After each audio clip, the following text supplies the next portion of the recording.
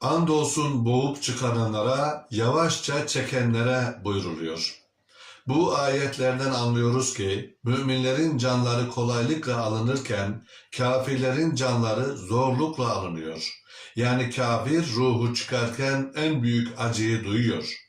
Bu ayeti kerimeyi okuyoruz, inanıyoruz. Fakat kafirlerin hastanede veya evinde ölümlerine bazen şahit oluyoruz. Gayet sakin, yatağında yatmaktayken, çevresiyle de konuşurken bir anda kendinden geçiyor ve doktor gelip diyor ki ölmüş. Hiçbir fiziki hareketlenme olmadan vücudun herhangi bir yerinde bir değişim meydana gelmeden ölüyor. Ayeti hatırlıyoruz. Acaba hiçbir acı duymadan mı öldü ki yüz hatlarında hiçbir değişiklik olmadı diyoruz. Benzemez hesabı hesabımıza, benzemez azabı azabımıza diye bir söz vardır.